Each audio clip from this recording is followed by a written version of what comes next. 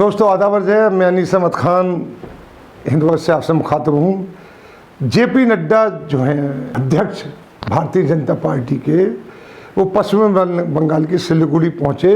वहाँ चुनावी बुगल उन्होंने फूंक दिया, जबकि चुनाव 2021 में अगले साल हैं बंगाल में, पश्चिम बंगाल में। हालांकि पश्चिम बंगाल की बात तो आप देखेंगे, वहाँ तो चुनावी बुगल हरदम फूका रहता है, बीजेपी वाले हरदम फूके रहते हैं वहाँ पे, मुद्दा विहीन राजनीति करते हैं। मुद्दा हो ना हो वो ममता बनर्जी के आसपास कूदते फादते रहते, लेकिन जीते अभी तक नहीं है किसी भी लेवल पे। लेकिन इन्होंने अभी से जाके सिलीगुड़ी में चुनावी बुगल फूक दिया है, और उस बुगल से जो आवाज़ निकली है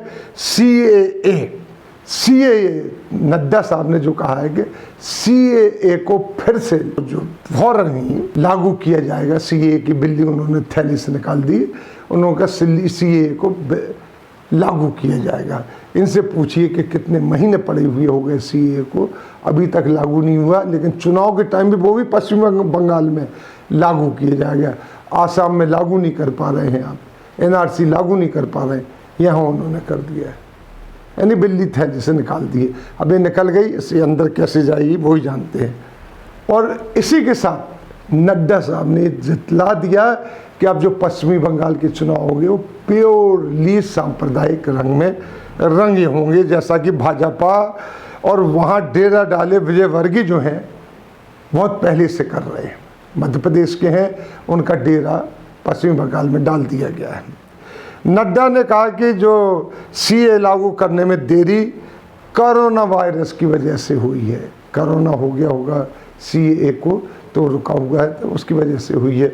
लेकिन अगर आपको बताएं कि जैसा कि उन्होंने कहा कि सीए में देरी हुई है लागू करने में, वो कोरोना वायरस की वजह से हुई, जो अब नहीं होगी और जल्द ही लागू कर दिया जाएगा। नड्डा जी की जो बात सही है कि पश्चिमी बंगाल में अब जो मुद्दा होगा सीएए का मुद्दा है, क्योंकि ममता जी उसे पश्चिम बंगाल में लागू ही नहीं करने के चाहती, उन्होंने इस बात से इनकार कर दिया था और अपनी विधानसभा में कानून भी पास किया था कि ये सीएए पश्चिमी बंगाल में लागू नहीं होगा। नड्डा जी को शायद पता नहीं कि सीएए कानून पास हुए 6 महीने से ज़्यादा हो गए हैं, लेकिन अभी तक ये जो है, जो इसके नियम कोई फ्रेम नहीं हुए हैं, और जिसके कारण पास होने के लिए नियम फ्रेम हो जाते हैं तो ये पास होने के लिए संसदीय कमेटी में जाता है।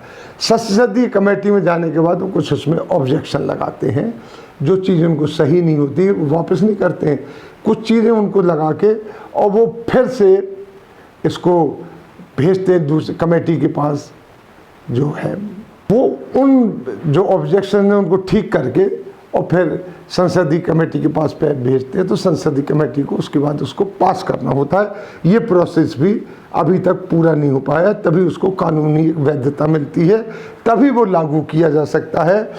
नड्डा साहब ये शायद जानते नहीं, वो बताया नहीं गया होगा उनको कि ऐसा ऐसा भी नहीं हुआ है। उन्हें तो भाषण देना था, वो दे दिया उन्होंने कि अब सीएए लागू कर देंगे इस तरीके से, क्योंकि कोई भी एक्ट बनने से पहले इस प्रोसेस से गुजरता है। अब सीएए एक्ट बन गया, इसलिए इसको इस प्रोसेस से गुजरना ही पड़ेगा, वरना उसकी कानूनी वैधता नहीं रहेगी। तो नड्डा जी पहले ही सीएए एक्ट की पहली संसदीय समिति के पास तो कराइए, आप उसके पास तो कराइए, फिर लागू कीजिए, लेकिन आप लग रहे हैं। भाजपा की मजबूरी एक होती है कि बोलते पहले हैं और सोचते बाद में।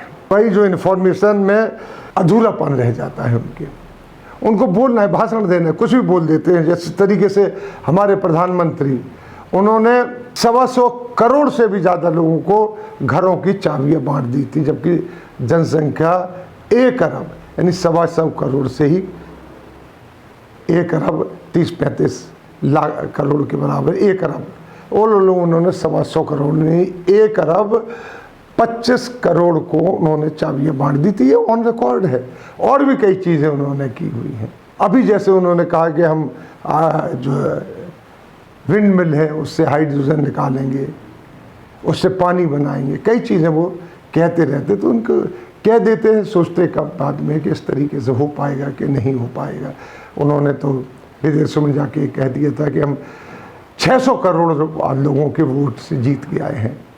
तो लोगों ने बांग्लादेश पाकिस्तान, नेपाल सबका जोड़ा, तब भी वो 600 करोड़ नहीं हो पा रहा था जिनसे वो जीत के पहुंचे थे। ये है, अब नड्डा जी भी उसी डगर पे चल रहे हैं। पर उनके बयान पर टीएमसी के सांसद जो महुआ मोइत्रा ने उन पर पलटवार किया है। कहा है कि सुन लो भाजपा वालों, जब तक तुम हमारे घर कागज दिखाने के लिए आओगे हम तुम्हें दरवाजा दिखा देंगे। जो महुआ मोइत्रा है बोलती बहुत खतरनाक तरीके से, वो समझ लीजिए कि अपनी बॉस जो है ममता बनर्जी की ट्रू कॉपी है, और वो पार्लियामेंट में भी इसी तरीके से बोलती हैं, कोई गलत बात नहीं कहती हैं वो। यहाँ एनआरसी की लिस्ट पे 1000 लोगों को हटाए। अब दूसरी बात आती है एनआरसी की लिस्ट की, इस पे भी विवाद शुरू कर दिया है, क्योंकि असम में भी चुनाव होने वाले हैं और उसका असर बंगाल पे भी पड़ेगा।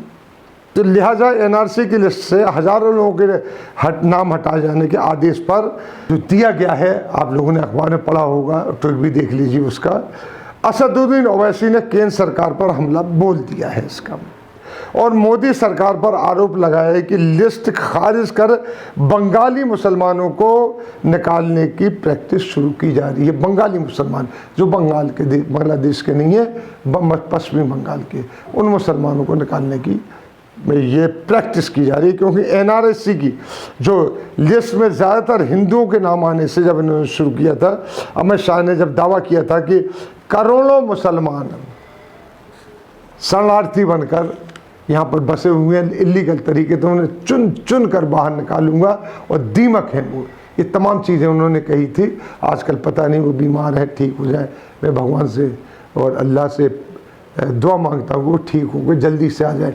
आ तो गए हैं लेकिन हर जगह वो वर्चुअल मौजूद हैं, कहीं स्टेज पर नहीं दिखाई दे रहे, जबकि बिहार के चुनाव चल रहे हैं, सारी चीज़ें चल रही, उनकी वर्चुअल प्रेजेंस है सब जगह।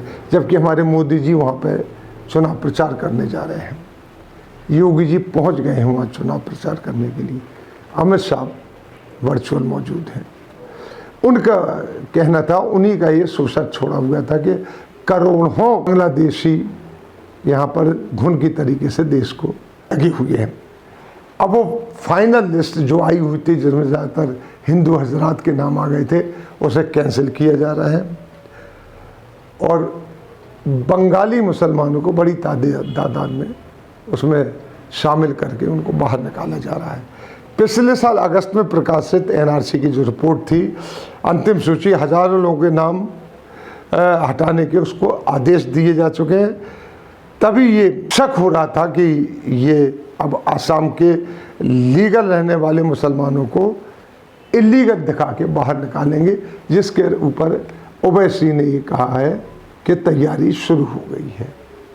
इसके ऊपर ओवैसी के काफ़ी क्रिटिसाइज भी किए जा रहे हैं, जैसा किया जाता है, लेकिन ओवैसी ने उर्दू और हिंदी में ट्वीट करके ये बात कही है, आप स्क्रीन पर देख लीजिए। इसी के साथ हम आपसे लेते हुए दाग लिंक में फिर हाजिर होंगे, तब तक के लिए दीजिए हमें इजाज़त।